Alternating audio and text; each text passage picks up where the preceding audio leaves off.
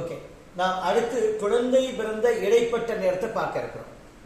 சூரிய உதயத்தை ஏற்கனவே பார்த்துட்டோம். குழந்தை பிறந்த இடைப்பட்ட நேரத்தை பார்க்க போறோம். குழந்தை எத்தனை மணிக்கு பிறந்திருக்கு? 1:24 பிறந்திருக்கு மதுரையில. ஆக சூரிய உதய அளவு 6 மணி. இப்ப 6 மணி சூரிய உதயமாகி 1:24 வரைக்கும் இந்த குழந்தை பூமிக்கு வரல. இப்பதான் குழந்தை 1:24 தான் பிறந்திருக்கேன். அப்ப இடைப்பட்ட நேரம் எவ்வளவு இருக்குன்னு பாக்குறதுக்காக நாம் ஒரு சின்ன ஒரு கணக்கு மாதிரி போட போறோம். 2வது விதி, இடைப்பட்ட நேரம் காணுவோம் அப்படின்னு இருக்கு இல்லையா? 2வது விதி பார்க்கிறேன். விதி 2 எடுத்திருக்கிறோம், அதனால 2 நம்பர் இங்கே போட்டிருக்கிறேன். இடைப்பட்ட நேரம் காண்போம் போட்டிருக்கோம். காலை 6 முதல் மதியம் 1:24 வரைக்கும் எவ்வளவு இடைப்பட்ட நேரம் இருக்குன்னு பார்ப்போம். அதாவது இடைப்பட்ட நேரம் போது 6ல இருந்து 7, 8, 9, 10, 11, 12, 1 7 மணி நேரம் ஆயிடுச்சு.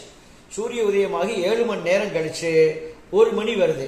அதுக்கப்புறமா 24 நிமிஷம் தள்ளி இருக்கு. அப்போ 7 மணி நேரம் 24 நிமிடம் கழிச்சு தான் குழந்தை பிறந்திருக்கு.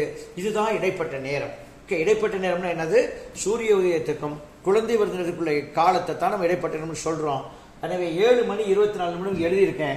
அதை கொண்டு வந்து விதி 2ல நாம் எழுதி வச்சுக்கிட்டோம். இப்போ இந்த 6 ஸ்டெப்பை எழுதும்போது கணிதம் வந்துடும். அதுக்காக தனியாக எழுதிட்டோம். 7:24 நிமிடம் இடைப்பட்ட நேரம் அப்படின்னு கன்ஃபார்ம். நம்ம அடுத்த வீடியோல இது எப்படி நாளிகையாக மாற்றுவது அப்படின்னு பார்க்க இருக்கிறோம்.